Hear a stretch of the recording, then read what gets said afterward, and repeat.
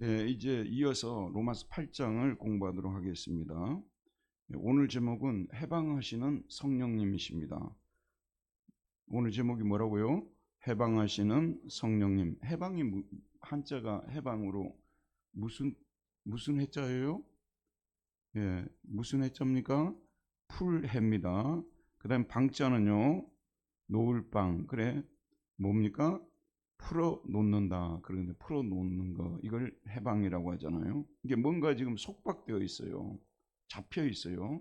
거기서 풀어서 놓아주는 거, 이것을 해방이라고 하는데, 이 해방하시는 일을 하기 위해서 오신 분이 누구시라고요? 성령님이시라는 것입니다.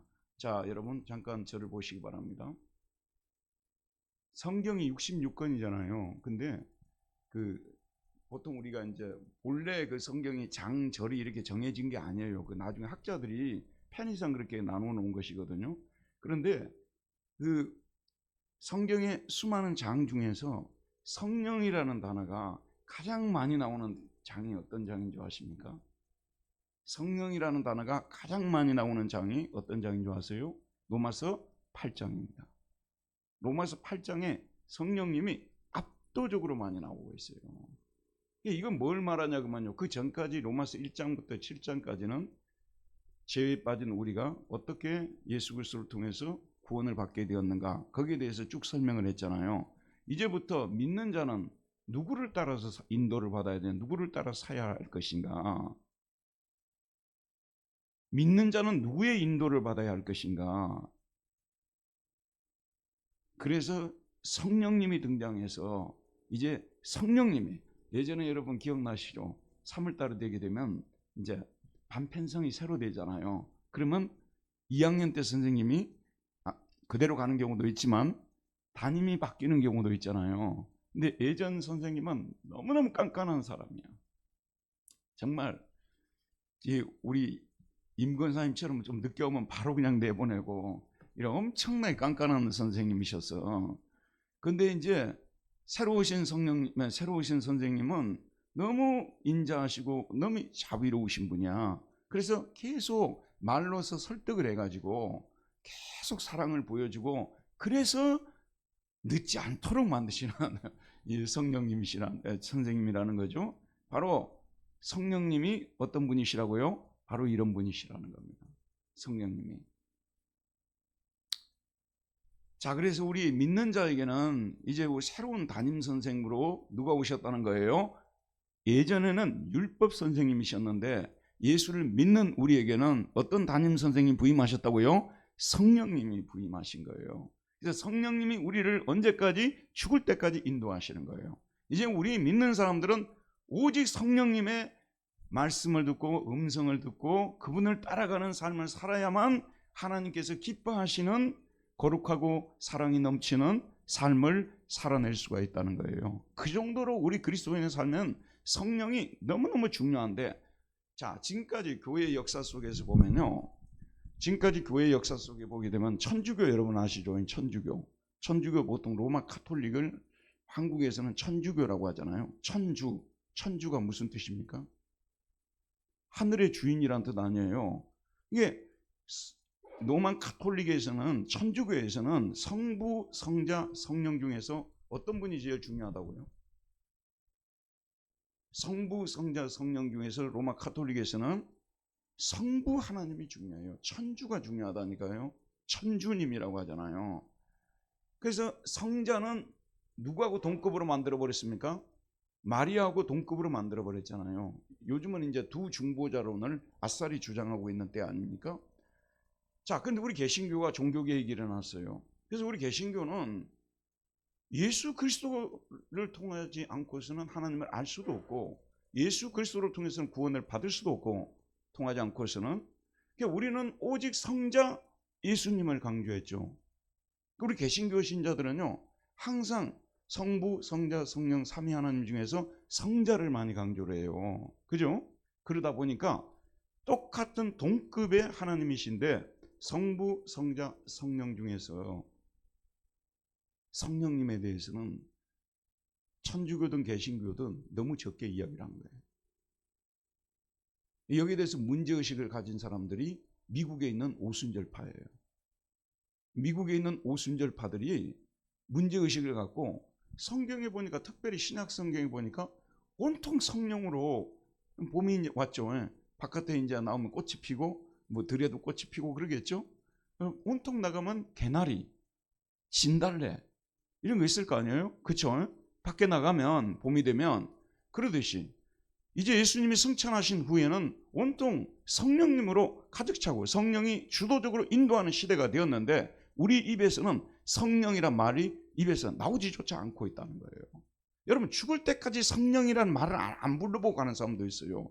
바울이 에베소에 전도하러 내려갔는데 에베소 사람들이 성령이란 말조차를 모르는 거예요. 들어본 적이 없다는 거예요. 그래서 바울이 안수함에 성령이 임했다고 말하고 있지 않습니까? 여러분, 성령에 대해서 뜻도 모르고 무조건 너무 그냥 이기적인 관점에서 성령님을 이용하고 말하고 해서 오순절이 찍혔어. 이 사람들은요. 성령님을 하나님으로 존귀하게 여겨야 되는데, 모셔야 되는데, 성령님을 말하자면 내가 주관할 수 있는 것처럼 내 욕심을 충족시키시는 분으로 이런 식으로 성령님을 이야기해서, 우리 장로교 쪽에서는 오순절 쪽에 대해서 처음에는 이단이라고 했어요. 그리고 지금도 반감을 가지고 있잖아요. 근데 우리가 알아야 될 것은 무엇이냐면, 그들이 성령에 대해서 잘못 말한 것에 대해서는 반감을 가져야 되겠지만 성부, 성자, 성령님이 동일한 하나님이시라고 인정해야 된다고 말해요. 동급으로 우리가 대우해야 된다는 말씀이에요. 이해하겠죠?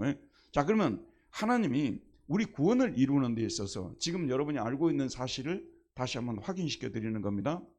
우리 구원을 이루는 데 있어서 가정에서 살림을 할 때, 가정에서 살림을 할 때 그 비유를 갖다 썼어요.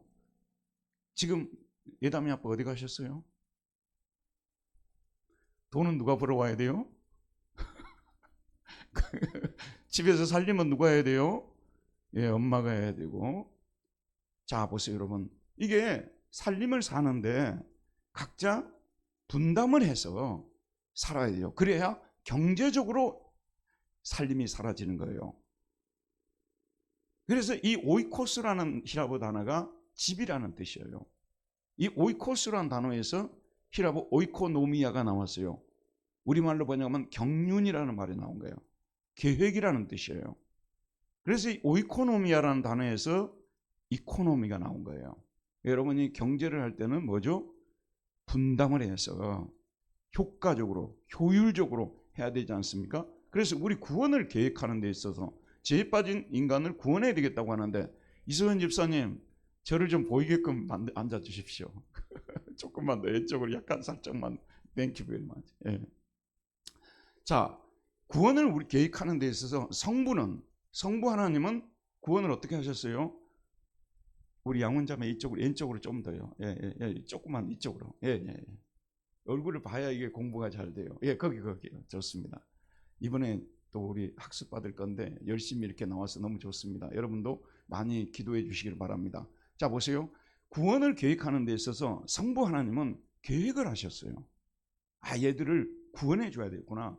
비록 나를 배반하고 나의 마음을 고통스럽게 하고, 그래서 내가 정죄하고 사망에 떨어지게 만들었지만 이 사람들을 다시 건져줘야 되겠다는 그런 계획을 세우신 분이 누구시라고요? 성부 하나님이십니다. 근데 이 계획을 구체적으로 집행하신 분, 그 계획을 성취하신 분은 누구십니까? 예수 그리스도. 어디에서요? 십자가에서 이 구원 계획을 성취해서, 말하자면 하늘로 가는 하이웨이를 뚫어준 거예요. 하늘로 가는 고속도로를 뚫어주어서 이제 누구든지 구원을 받고자 하는 사람은 예수의 이름을 부르면서 그를 믿으며 하늘로 올라갈 수 있는 구원을 집행하신 분이에요. 근데 이 구원을 이루셨어요. 십자가에서요. 근데 이 구원을 우리에게 적용시키는 분이 누구시랍니까? 성령님이시죠. 성령님은 이 구원을 우리에게 적용을 시켜서 너희들의 죄 문제를 예수님이 십자가에서 이미 해결했다. 그분을 믿기만 하면 된다. 그분이 누구신지를 알려주고 그분을 믿게 하시고 또 우리 성도들을 죽을 때까지 인도하시는 역할을 하는 거예요. 누가요? 성령님께서. 우리가 분명히 이 하이웨이를 이탈하지 말고 가야 되는데 3번 국도로 가야 되는데 5번 국도로 가고 있어요. 어떻게 해야 되겠습니까? 3번 국도로 가도록 계속해서 얘기해 주시고 3번 국도로 가라고 하는데 끝까지 안 가면 직접 성령님께서 운전대를 잡으시고 3번대로 인도하는, 우리를 밀쳐버리시고 우리를 나무라시고 꾸중하시고 그러시면서 끝까지 우리로 가게 하시는, 구원을 적용시키시고 우리를 하늘로까지 인도하시는 역할을 하기 위해서, 또 우리가 이 땅에서 예수를 믿는 자답게 거룩하고 사랑이 넘치는 그런 삶을 살도록 도와주시기 위해서 오신 분이 누구라고요? 성령님이십니다. 이것을 구원의 경륜이라고 합니다. 우리 한번 크게 따라 봅시다. 시작. 구원의 경륜, 오이코노미아. 여기에서 뭐가 나왔다고요? 이코노미가 나온 거예요. 자, 그래서 지금부터 이제 6장까지 7장까지는 죄에 빠진 우리를 하나님께서 예수 그리스도를 보내셔서 십자가로 부활로 우리의 죄 문제를 청산하시고 하늘로 갈 수 있는 의를 우리에게 안겨주었다는 거 아니겠습니까? 이제 그리스도인은 어떻게 살아야 할 것이냐, 믿는 자는 이 땅에서 어떻게 살아야 할 것이냐, 성령의 인도를 받으면서 살아야 된다고 로마서 8장부터 말씀하고 있는 거예요. 그래서 로마서 8장은 성령에 관한, 이 성령이라는 단어가 압도적으로 많이 나오고 있는 거예요. 이제는 지금은 말하자면 누가 지금 주도하는 시대가 됐다는 거예요? 성부, 성자, 성령 중에서 성령께서 주도하는 시대겠죠. 여러분 아침에 일어나서 저녁에 잠이 드는 순간까지 항상 머릿속에 누구를 떠올려야 되는 거예요? 새로 오신 담임 목사님을, 담임 목사님 아니라 새로 오신 담임 선생님을. 제가 지금 새로운 담임 목사님 왔으면 좋은가 봐요. 속으로. 새로운 담임 목사님,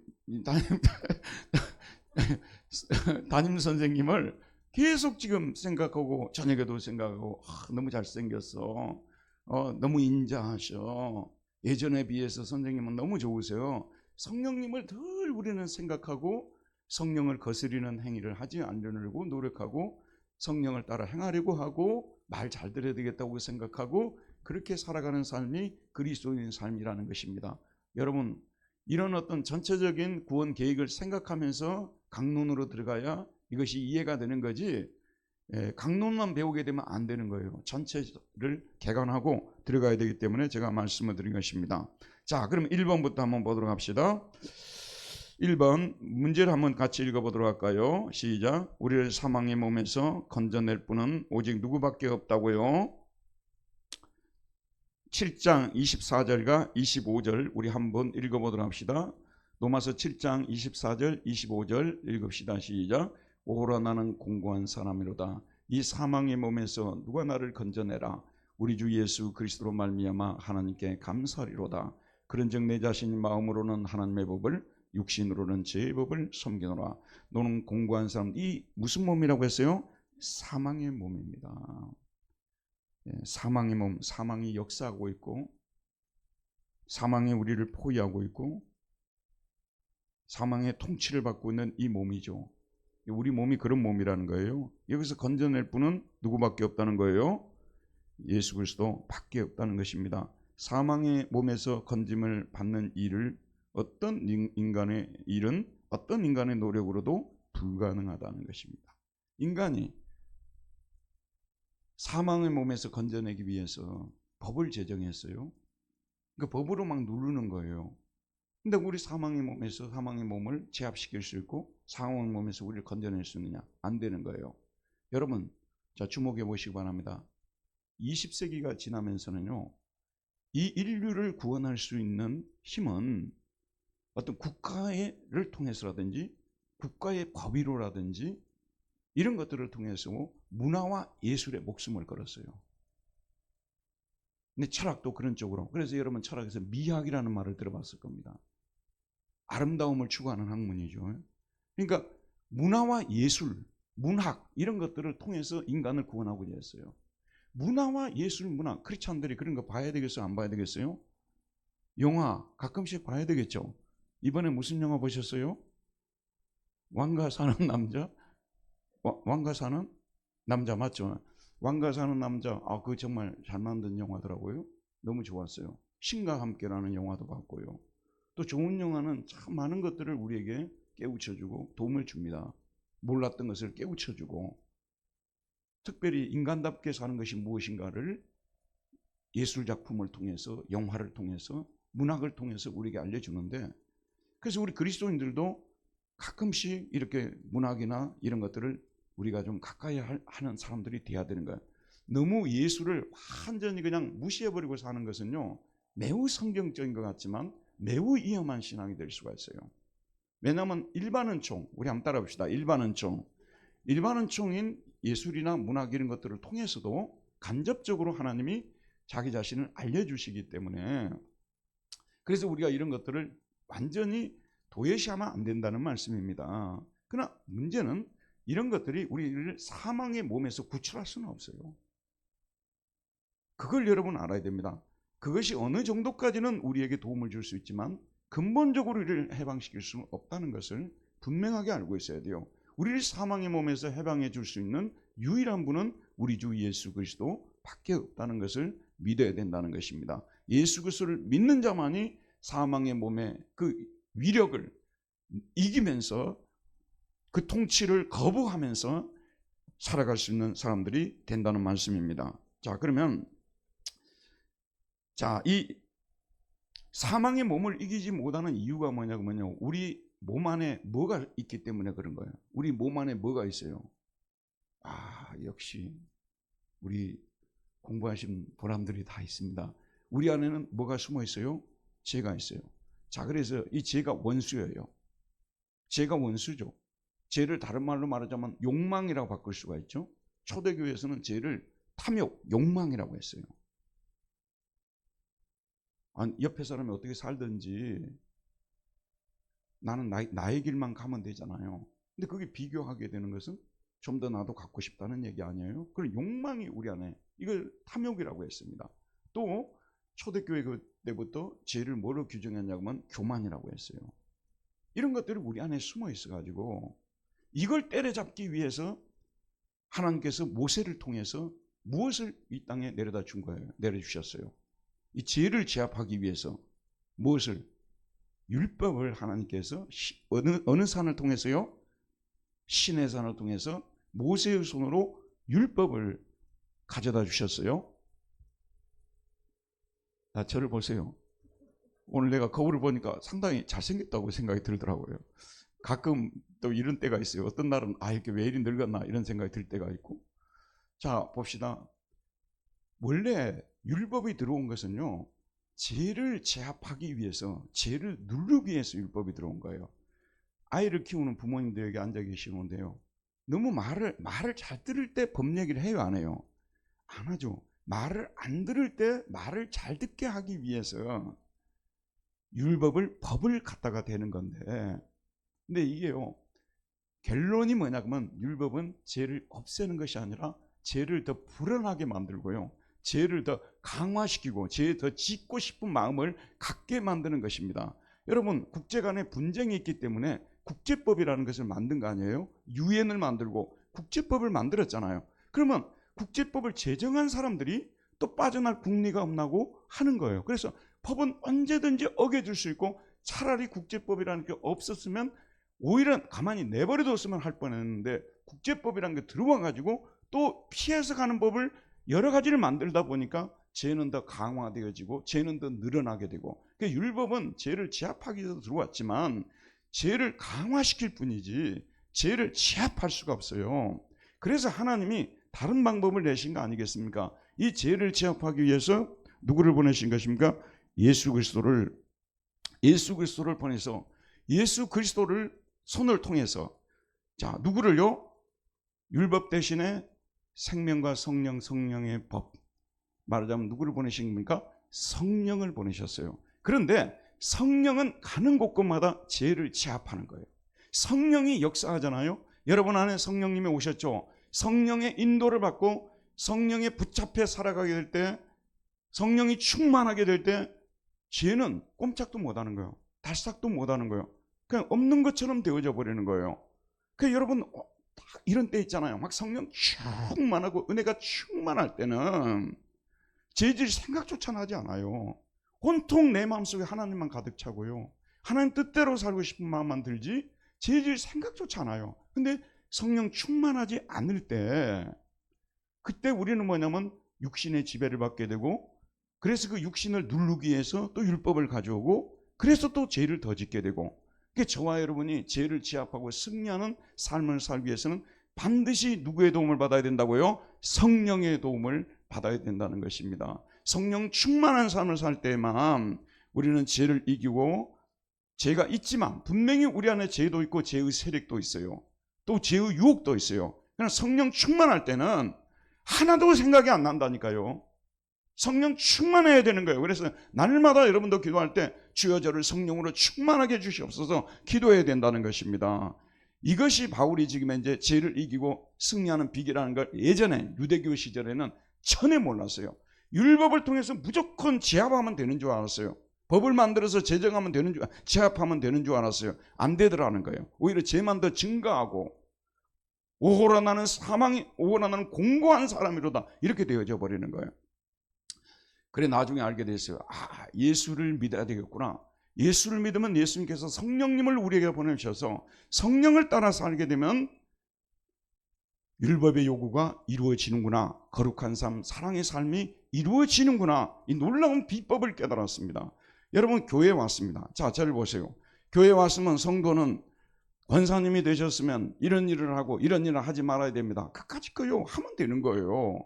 아니 권사가 되었으니까 성경 공부 나와야 된다고 나가주면 되는 거 아니겠습니까? 그 다음에 또 이런 건 하지 마라 안 하면 되는 거 아니에요? 그거는 문제가 전혀 되지 않아요. 사실은요. 그거는 문제가 되지 않습니다.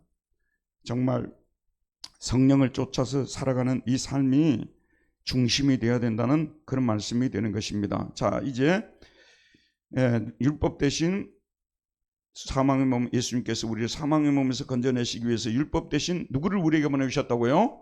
성령님을 보내주셨다는 것입니다. 자, 2번 한번 읽읍시다. 시작. 그리스도 예수 안에 있는 자에게는 결코 무엇이 없습니까? 8장 1절 함께 읽겠습니다. 그러므로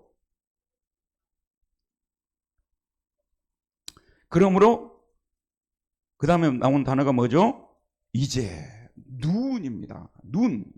영어로 눈을 영어로 뭐라고 하냐면요. 이제 히라보는 눈인데 영어로 뭐라고 합니까? now. 예, 영어로는 now죠. 자, 여러분 고개를 드시고 잠깐 저를 보시기 바랍니다. now. 지금은 새로운 시대가 되었어요. 오늘 새벽 예배 때 설교할 때 지금이 조선 시대냐, 가끔 여러분들 싸울 때 지금이 조선 시대냐 그러잖아요. 지금은 조선 시대가 아니지 않습니까? 지금은 조선 시대가 아니에요. 정조가 화성에 가려고 하면요, 뭐죠? 말을 대령을 해가지고 신하들 앞세우고 쫙 이렇게 가는데, 지금은 20분이면 가나요? 30분이면 가요? 드라이브하고. 지금은 어느 시대가 아니기 때문에요? 조선 시대가 아니기 때문에. 지금은 예수 그리스도께서 오셔서 완전히 새로운 시대를 열어주었어요. 모세가 율법으로 통치하는 시대가 아니에요. 완벽하게 지내갔어요. 일제시대에 살았던 분들이 있지 않습니까? 조선을 통치할 때 자기네들이 만든 법으로 조선을 통치했잖아요. 해방이 되었습니다. 이제는 그런 법에 우리가 더 이상 지배를 받을 필요가 없는 거 아니겠습니까? 왜? 해방이 되어서 새로운 시대가 되었기 때문에 구속사적으로 이제는 율법으로 통치하는 시대가 아니에요. 철저하게 새로운 시대를 예수님께서 열어주셨다는 것입니다. 이제는 성령으로 통치하는 새로운 시대가 되었기 때문에, 이제는 바로 그런 뜻입니다. 새로운 시대가 시작되었기 때문에 무엇이 없다고요? 이제요? 뭐가 어느 정도 없어요? 결코 정죄함이 없나니 우된 카타크리마라고 합니다. 우된 카타크리마. 더 이상 정죄가 없다는 거예요.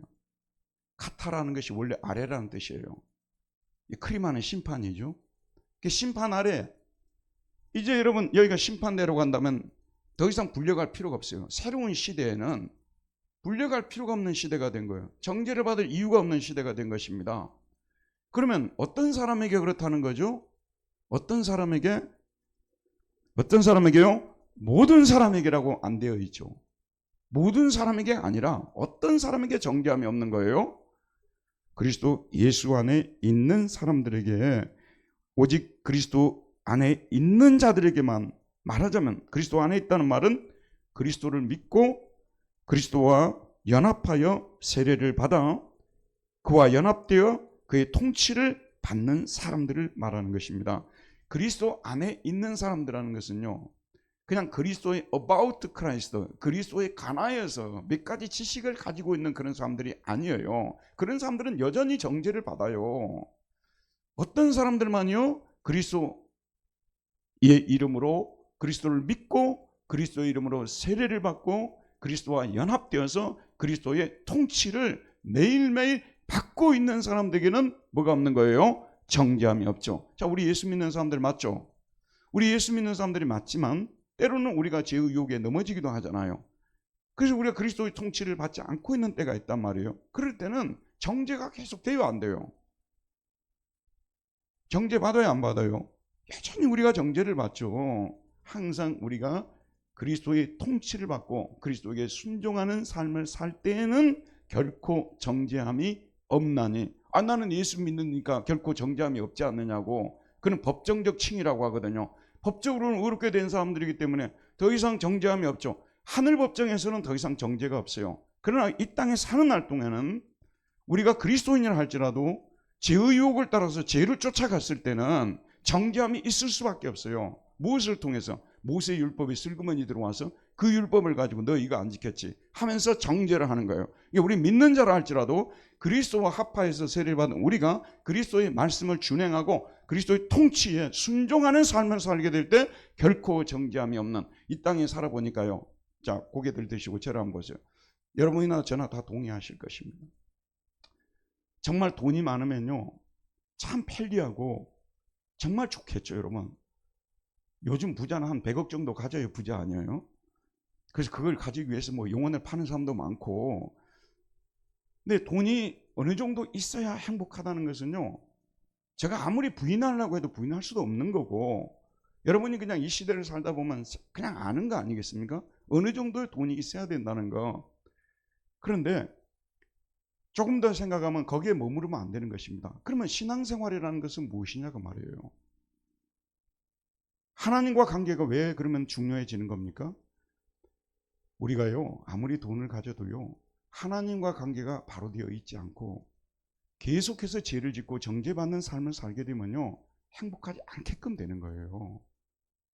그리고 우리가 열심히 노력해서 돈을 모으는 것도 중요하지만 예수 그리스도를 믿고 하나님과 화목을 이루고 하나님과 평화를 이루고 마음의 평안한 상태에서 살아가는 이 삶이 전제되어야만 돈을 많이 가졌든 적게 가졌든 적당히 가졌든 행복하게 살아갈 수 있다는 말씀이 되는 것이니까, 노마서 이런 공부가 지금 현재 우리 행복과 무슨 관계가 있냐고 말할 수 있겠지만 그렇지 않습니다.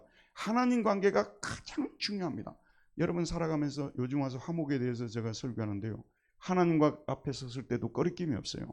그 다음에 가정에 가서도요, 가족들을 볼 때도 눈을 마주치면서 볼 수가 있어요. 그 다음에 바깥에 나가서 누구 원수진 사람이 없어요. 이렇게 사는 사람이 행복하지 않다고요? 저는 이렇게 사는 것이 행복의 기초라고 생각해요. 근데 오늘날 사람들은 물질적인 면에 너무 치우쳐가지고 이런 측면은 별것이 아니라고 우기고 있는 것이죠. 별것이 아닌 것이 아니에요. 정죄를 받지 않는 사람이 돼야 되는 거예요. 누구 앞에서도 정죄를 당하지 않는 사람이 행복한 사람이에요. 특별히 하나님에게 정죄를 당하지 않는 사람은 사람들에게 정죄당할 일이 없어요. 일부러 당하려고도 당할 이유가 없다니까요. 하나님께 정죄를 받지 않는데, 그럼 하나님께 정죄를 받지 않는 사람을 살려면 그리스도 예수 안에 있는 사람이 되어야 된다는 것. 그리스도 예수 안에 있다는 것은 그리스도의 통치를 받고 그리스도께 순종하는 삶을 살아야 된다는 것을 말씀하고 있습니다. 성경은요, 허투루 가르치는 것이 아무것도 없습니다. 모든 것이 진리입니다. 성경 말씀대로 우리가 살 때 진정 우리가 이 땅에서 누릴 수 있는 참 평안을 누리고 참된 행복을 누릴 수 있다는 것이 성경이 우리에게 가르쳐주고 있는 진리인 것입니다. 자, 그 다음에 3번 한번 보도록 하겠습니다. 3번 시작. 바울은 그리스도 예수 안에 있는 자가 정죄를 당하지 않는 이유를 설명합니다. 그는 그리스도 예수 안에 있는 생명의 어떤 법이 있기 때문이라고 말합니까? 생명의 어떤 법이요? 성령의 법이. 그리스도 예수 안에 어떤 법이 있다고요? 생명의 성령의 법이. 그런데 여러분 여기 보게 되면 그 다음에 죄와 사망의 법에서 우리를 해방시켰다고 말하고 있지 않습니까? 근데 여기 보면 성령님이라고 하면 될 걸 성령님을 뭐라고 적으셨습니까?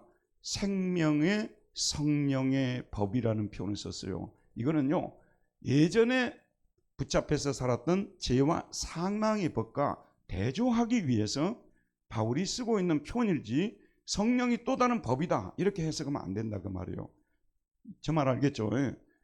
그러니까 예전에 우리가 사로잡혀 있던 모세 율법을 무슨 법이라고 말하고 있죠? 죄와 사망을 법이라고 했죠. 이 말은 죄와 사망의 법이라는 뜻은요, 소유격이 이게 주격 소유격이 있고 목적격 소유격이 있습니다. 이게 무슨 뜻이냐면 죄와 사망을 우리에게 가져다 주는 법이라는 거예요. 어떤 법이 제정됐어요. 근데 이거는 생명을 가져다 주는 법이 처음부터 아니었어요. 죄와 사망을 가져다 주는 법이었어요. 모세율법이요. 그런데 이제 예수께서 우리에게 보내주신 성령님은 우리 안에 무엇을 가져다 주는 분이라는 거예요? 생명을 가져다 주는 법이라는 말씀입니다. 우리에게 생명을 가져다 주어서 우리를 소생시키시고 활기차게 만들고 활력 있게 만들고 이걸 가져다 주는 분이 성령님이시라는 것입니다. 그래서 생명의 그리스도 예수 안에는 어떤 법이 있다고요? 생명의 성령의 법이 있다는 것입니다. 이 법이. 그 다음에요, 이 법을 따라서 할 때 우리는 어떤 법에서 해방될 수 있다고 말합니까? 2절에 보게 되면 어떤 법에서요? 죄와 사망의 법으로부터 너를 해방시켰다 그 말입니다. 생명의 성령의 법이, 성령이 오셔서, 주어가 성령입니다. 성령이 오셔서 저와 여러분들을 죄와 사망의 법으로부터, 죄와 사망을 가져다 주는 율법으로부터 우리를 해방시키시다고 말하고 있어요. 이거는 부정과거형입니다. 과거에 단회적으로 일어날 때 쓰는 그 동사가 부정과거라고 하거든요. 근데 과거에 단회적으로 한 번 딱 일어나는 거예요. 그러니까 성령이 오시는 순간에 이미 우리는 어떻게 되는 거예요? 죄와 사망의 법에서 해방이 되었다는 거예요. 성령이, 그리스도께서 성령을 우리에게 보내주신 것은 우리가 죄와 사망에 더 이상 법에 더 이상 사로잡혀 살지 않도록 우리를 해방시키기 위해서 오셨다는 말씀이 되는 것이죠. 미국이 이번에 이란을 침공했습니다. 이란에 고통받는 사람들을 해방시키기 위해서 미국이 그곳으로 들어갔다고 하지만, 그들에게 생명을 주겠다고 들어갔지만 그렇게 믿는 사람들은 미국 사람도 없어요. 미국 사람도 매우 적어요. 이번에 그 여론조사한 것을 보니까 이번에 그 트럼프가 그 침략한 것에 대해서 미국 사람들도 매우 부정적으로 보고 있다는 것을 알고 있지 않습니까? 그게 아니에요. 성령님이 우리의 이 땅에 오신 거예요. 말하자면 이 땅을 해방시키기 위해서 오셨다는 이 말씀하시겠습니까? 이 성령님은 우리를 근본적으로 해방을 시켜줄 수 있는 분이시고 근본적으로 우리에게 생명을 줄 수 있는 분이시라는 것입니다. 죄와 사망의 법은요, 무섭고도 지독한 법입니다. 마치 독재자들이 무섭고 지독하게 통치하는 것처럼 이 사람을 쫓아낼 사람이 없는 이런 독재자를요. 그런데 정말로 자비롭고 은혜로운 한 사람이 와가지고 이 사람들을 쫓아내고 백성들에게 자유와 해방을 주시는 것처럼 하나님께서 예수 그리스도를 통해서 누구를 보내심으로요? 성령을 보내주셔서 죄와 사망의 법에서 우리를 해방시키시고 그 다음에 우리에게 무엇을 가져다 주신다고요? 봄과 같은 생명을 우리에게 나누어 주셔서 우리가 생명이 넘치는 삶을 살게 하신다는 말씀입니다. 그러면 조금 더 부연해 보도록 하겠습니다. 단회적으로 이건 일어났어요. 성령이 오시는 순간 죄와 사망의 법에서 우리는 이미 해방된 사람이에요. 8.15 해방이 선포되는 그 순간에, 일본이 항복하는 순간에 대한민국은 해방이 됐지 않습니까? 그런데 잔재가 계속 남아있어요. 그래서 틈만 나게 되면 노리고 또다시 우리 한국을 일본의 포로로 만들려고 그런 세력이 있다는 것입니다. 율법은 우리에 대한 지배권을 이미 빼앗겼지만 틈 기회를 노리면서 죄를 이용을 해가지고 여전히 우리를 갖다가 죄와 사망으로 떨어뜨리려고 하는 이러한 세력으로 남아있어서 이미 우리가 해방되었지만 그럼에도 불구하고 날마다 성령의 생명의 성령의 법을 의지하고 생명의 성령의 법을 통하여서 성령이 주시는 힘으로써 날마다 죄와 사망의 법을 이기면서 살아가는 그런 삶을 살아야 한다는 뜻도 들어있다는 말씀입니다. 자, 그 다음 몇 번입니까? 4번을 보도록 할까요? 4번 읽읍시다. 바울은 모세를 통해서 들어온 율법은 우리를 정죄로부터 구원해 줄 수 없다고 말합니다. 왜 율법은 우리를 정죄로부터 구원해 줄 수 없습니까? 자, 몇 절입니까? 3절입니다. 함께 읽어봅시다. 율법이 육신으로 말미암아 연약하여 할 수 없는 그것을 하나님은 하시나니 곧 죄로 말미암아 자기 아들을 죄 있는 육신의 모양으로 보내어 육신의 죄를 정하사. 자, 율법은 우리를 죄에서 구출하기 위해서 들어왔죠. 율법은 우리를 죄에서 구출하기 위해서 들어왔잖아요. 근데 율법이 구출을 하려는데 힘이 없어서 약해졌단 말이면 힘이 없어서 주저앉아 버려요. 무엇 때문에 그렇다면 무엇 앞에서요? 여러분, 무엇으로 말미암으라고 되어 있습니까? 육신 때문에 그러는 거예요. 육신 때문에. 여러분, 천적이라는 말 아시죠? 천적이란 단어 아시죠? 뜻을 아시죠? 천적. 율법의 천적. 율법은요, 다른 데 가서는 굉장히 강해요. 그런데 율법은 누구를 만나면 약해져 버리는 거예요. 육신을 만나면. 율법은 정말 거룩한 법이고 완전한 법이라고 바울도 말했죠. 그런데 왜 율법이 성공을 못 거두는 거예요? 무엇 때문에요? 육신 때문에. 율법은 육신을 만나면 힘이 빠져버려요. 아무것도 못해요. 이게 율법의 천적이 무엇이라고 말씀드렸어요? 거기다 써놔요, 여러분. 율법의 천적이 뭐라고요? 육신이 천적이에요. 우리 육신 때문에 율법은 힘을 발휘를 못한다니까요. 그거예요. 그래서 정죄를 당하지 않게 만들 수 없는 거예요. 오히려 정죄를 더 당하게 만들어 버린다는 것이죠. 율법이. 무엇 때문에요? 육신 때문에. 육신 때문에. 자, 그래서 하나님이 그러면 이렇게 정죄에 빠진 인간을 어떻게 구원해 줄 수 있느냐? 육신을 통하지 않고 다른 방법을 사용하신 거예요. 그 다른 방법이 뭐라고 적혀 있습니까? 하나님은 하시나니 곧 죄로 말미암아 자기 아들을 죄 있는 육신의 모양으로 보내어 육신의 죄를 정하사라고 말하고 있습니다. 참 이 부분을 여러분 잘 보시기를 바랍니다. 하나님께서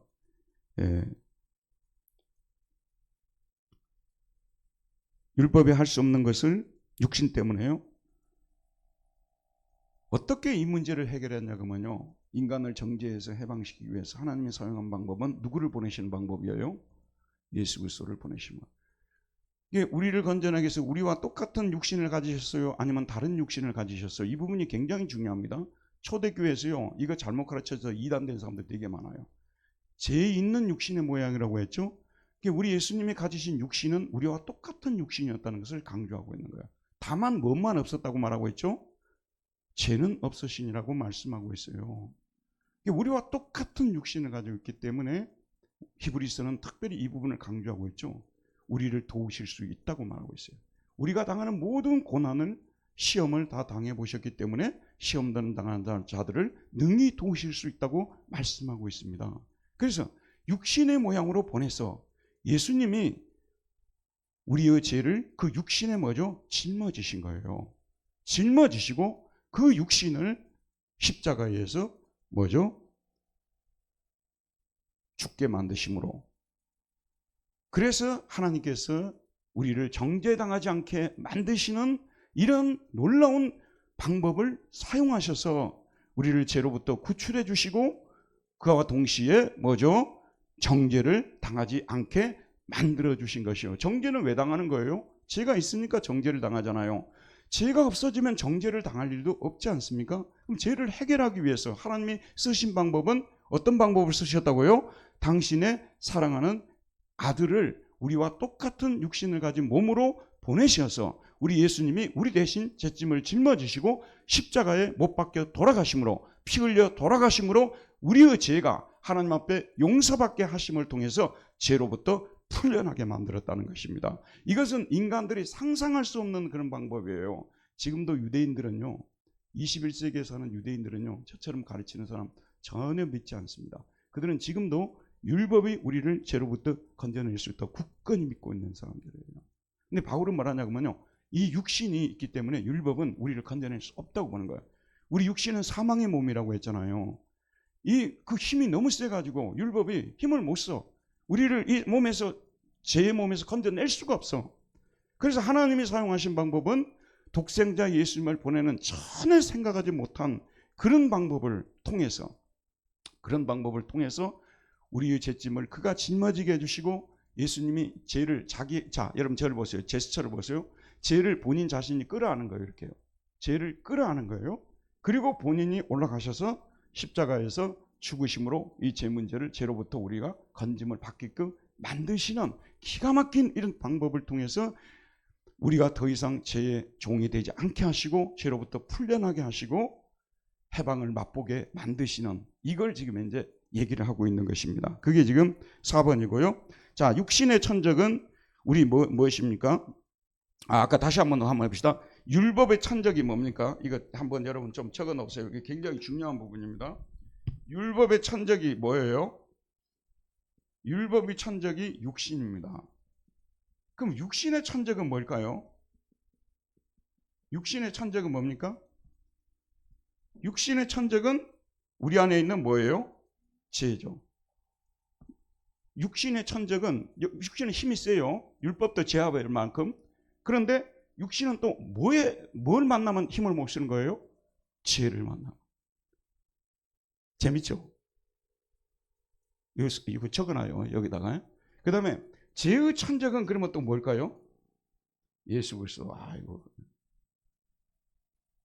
죄의 천적은 예수 그리스도. 이 부분은 우리가 이제 오늘 또 배운 내용을 좀 더 여러분들이 머릿속에 잘 넣어놓기 위해서, 율법이 왜 우리 안에서 죄를 못 쫓아낸다고요? 뭐 때문에요? 율법은 죄를 쫓아내려고 들어온 거 아니에요? 근데 육신 때문에. 육신이 원수로다. 육신이 원수로다.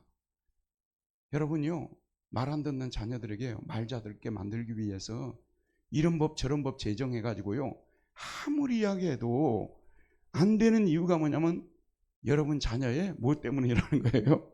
육신 때문에 그런 거예요. 이 육신이 원수예요. 육신이 원수. 근데 육신은 또 뭐냐 그러면 뭐 앞에 가면 꼼짝을 못 하는 거예요? 지 앞에 가면. 우리 육신은요, 저도 목회자입니다만은 24시간을 하나님 앞에 바로 살려고 이렇게 하는데요, 어떤 때는 심심해져요.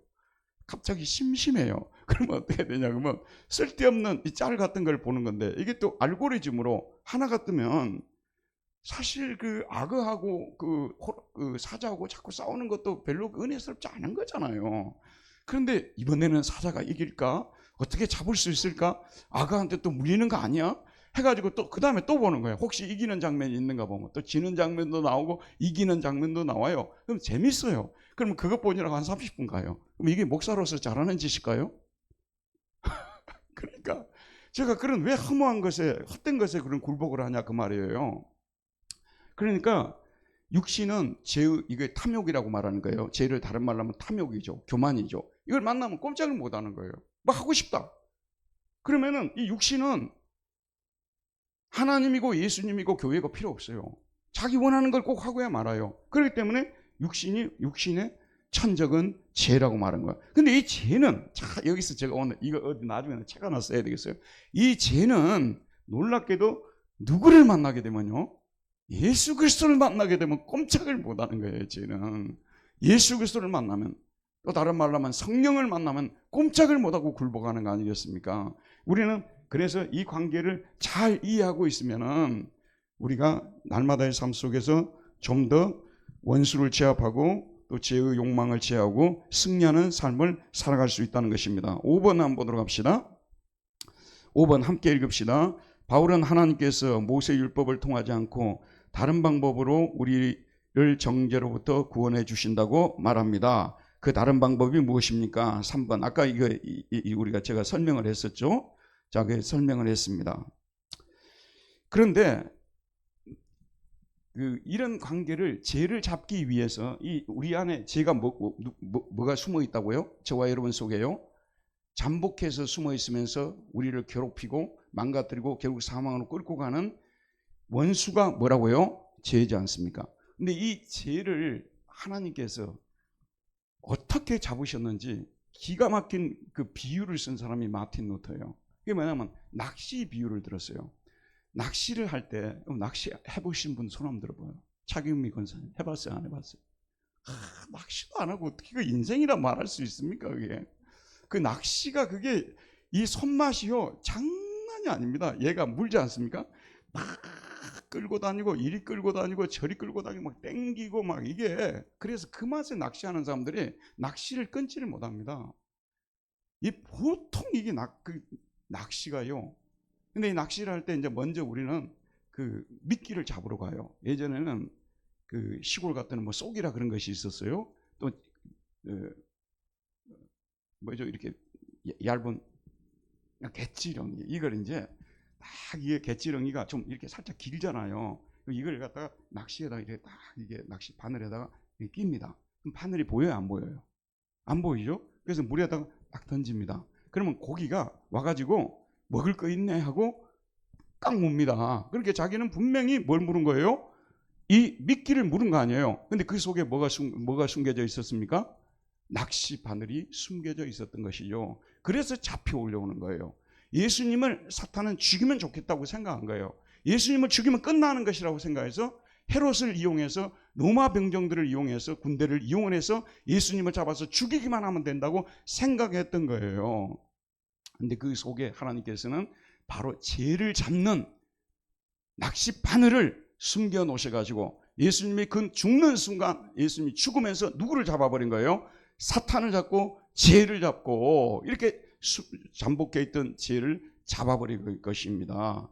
그래서 예수님이 죽는 순간 죄도 뭐죠? 죽임을 당하게 되었다는 말씀이 되는 것이죠. 이해하시겠죠, 여러분? 바로 그런 방법으로 기가 막힌 방법으로 죄를 처치하시고 죄의 힘을 빼버리는 이런 방법을 하나님께서 사용하셨다고. 이 비유가요 굉장히 유명한 비유입니다. 낚시 비유. 하나님께서 어떻게 죄를 잡았는지, 죄를 어떻게 처단했는지, 예수님을 죽게 하시면서 죄를 죽게 만드는 하나님의 기막힌 방법, 이걸 통해서 하나님께서 우리를 죄로부터 구원해주고 죄의 세력으로부터, 죄의 권세로부터 풀려나게 만들었어요. 자, 주목해 보세요. 지금 죄는 있어요, 없어요? 믿는 사람 속에도 있어요, 없어요? 있어요. 하지만은 죄는 우리에게 권세를 가질 수가 없어요. 그리고 예수의 이름만 부르게 되면, 성령이 우리를 돕기만 하면 죄는 우리에게 어떤 힘도 쓸 수 없는 상태에 놓여 있다는 말씀입니다. 아시겠죠, 여러분? 예전에는 그리스도께서 오시기 전까지는 죄로부터 벗어날 방법이 없었어요. 해방될 수 있는 길이 없었어요. 근데 예수님이 오셔서 십자가에 죽으실 때 죄를 함께 안고 들어가서 돌아가 죽으셨기 때문에 죄는 이제 더 이상 우리 안에서 주인 노릇을 할 수가 없고 권세를 행사할 수가 없습니다. 유혹은 할 수가 있어요. 유혹은 할 수 있지만 우리를 마음대로 가지고 놀 수는 없어요. 그래서 우리가 날마다 기도하지 않습니까? 뭐 유혹에 빠지지 않게 해달라고요? 죄의 유혹에 빠지지 말게 하시고, 주기도문에 그게 나오는 거 아니에요? 유혹에 들지 말게 하시고, 그것이 죄의 유혹에 빠지지 않게 하시고, 유혹을 할 뿐이에요. 하지만 우리를 마음대로 가지고 놀 수는 없어요. 근데 예전에는 죄가 우리를 마음대로 가지고 놀아도 대항할 길이 없었어요. 그러나 이제는 우리가 죄가 아무리 우리를 유혹해도 가지고 놀려가도 대항할 수 있는 세력이 우리 안에 들어왔는데, 바로 예수 그리스도 성령이 우리 안에서 힘을 주시게 되면, 역사하시게 되면 죄는 들어왔다가도 도망가버리고 마귀도 들어왔다가 도망가버리기 때문에 예수 그리스도 성령님, 이것이 얼마나 우리에게 중요한지를 모르는 것입니다. 이제 우리는 이런 세력들에 둘러싸여 있어도 얼마든지 승리하는 삶을 살 수가 있어요. 예전에 술을 너무너무 좋아하시는 분들은 그냥 술에 찌들려서 살았잖아요. 매번 술집 근처 다니고 그랬던 사람들이에요. 근데 어느 날 술을 딱 끊고 나니까 더 이상 그곳에 가지도 않지 않습니까? 술집은 여전히 있다니까요. 많은 사람들을 유혹하고 있다니까요. 심지어는 내 자신도 유혹하고 있지만 술을 끊어버린 나에게는 더 이상 술은 나에게 통치할 수 있는 그런 길이 막혀 있는 거 아니에요. 그와 마찬가지라는 말씀이 되는 것입니다. 우리는 죄와 사망과 율법과 원수 마귀로부터 벗어난 사람들이고, 이제 우리를 주관하시고 통치하시는 분은 예수 그리스도시고 성령님이시고 하나님의 말씀이시고, 우리는 여기에 충실하고 따라가다 보게 되면 이제 우리는 날마다 생명이 넘치는 삶을 살게 되고요, 우리가 걷는 길이 생명길이 되는 것이고, 끝까지 걷다 보면 천국에 우리가 당도해 있는 것을 철로역정처럼 우리가 볼 수 있다는 말씀이 되는 것입니다. 자, 6번 마지막으로 한번 보도록 합시다. 예수님을 믿는 자는 이제 더 이상 육신을 따르지 말고 성령을 따라 살아야 합니다. 왜 우리가 성령을 따라야 합니까? 이게 원래는 목적절로 되어 있어. 희나. 왜 이렇게 예수님을 믿는 자는 더 이상 육신을 따르지 말고 성령을 따라 살아야 된다는 거죠. 왜 우리가 성령을 따라 사는지 4절 마지막으로 한번 읽읍시다. 육신을 따르지 않고 그 영을 따라 행하는 우리에게 율법의 요구가 이루어지게 하려 하심이니라. 우리 믿는 사람들은 이제 더 이상 육신의 욕망을 따라 살면 안 되는 거예요. 육신의 욕망을 따라서 살면 안 돼요. 영어로는 욕망이란 말을 디자이어라고 하지 않습니까?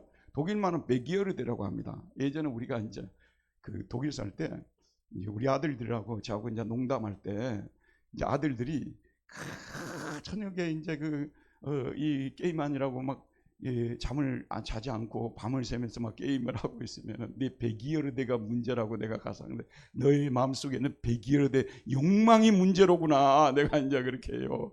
욕망을 내가 이기지 못해서 그러나 이런 얘기를 하는 것이에요. 근데 우리는 정말 율법의 요구를 이루고 싶지 않습니까? 율법의 요구는요, 한마디로 말씀드리면 율법의 요구는, 자, 저를 보세요. 율법의 요구는 뭐냐면요, 거룩하라는 게 한번 따라합시다. 거룩하라. 그 다음에 율법의 요구가 뭐냐면 사랑하라. 거룩하라, 사랑하라. 그것이 율법의 요구예요. 근데 율법의 요구를 우리 믿는 자라 할지라도 육신을 따라 살게 되면, 육신의 욕망을 따라 살게 되면요, 율법의 요구를 이룰 수가 없어요. 거룩한 삶, 사랑의 삶을 실천할 수가 없어요. 우리 안에 그게 이루어질 수가 없어요. 우리 믿는 자라 할지라도 우리가 누구를 따라서 살아야 된다는 말씀이죠. 성령을 따라서 살게 되면 성령을 따라 걷는다. 이 페리파테오라는 단어는 걷는다, 처신한다, 행동한다 그런 뜻입니다. 우리가 성령을 따라서 성령의 인도를 받으면서 성령을 따라다니게 되면은 율법의 요구가 우리 안에 나도 모르게 이루어지는 것입니다. 오늘 내가 다른 데 가지 말고 교회 가서 말씀 공부해라. 그리고 기도해라. 성령께서 우리에게 자꾸 말씀하시고 그렇게 하라고. 그런 데는 가지 말아라. 이런 데는 가라. 이런 일은 하고 이런 일은 하지 말아라. 성령을 따라서 우리가 행동하고 처신하게 될 때요, 율법의 요구, 거룩하라, 사랑하라는 이 율법의 요구가 우리 자신도 모르게 이루어지고 있는 것을 발견할 수 있는 것입니다. 아무리 믿는 자라 할지라도 성령을 따라 행하지 않냐고 육신을 따라 행하게 되면 어떻게 되는 것입니까? 육신을 따라 행하게 되면 거룩한 삶도 살지 못하게 되고 사랑의 삶도 살지 못하게 되기 때문에 철저하게, 여러분, 이거는, 자, 이제 마지막으로 마치면서 말씀드릴게요. 이거는 우리가요, 기계적으로 되는 것이 아닙니다. 우리 하나님과 우리와 관계는 유기적 관계고 인격적 관계이기 때문에 인격적 교제가 중요한 것이지, 어떤 진리를 배웠다고 했으면 그대로 되는 거 아무것도 없어요. 오늘 여러분들이 배웠다고 해서 그렇습니까 하고 돌아가면 그만인 것이지, 날마다의 삶 속에서 육신에게 내 자신을 내주지 말아야 되겠다. 죄에게 내 자신을 내주지 말아야 되겠다.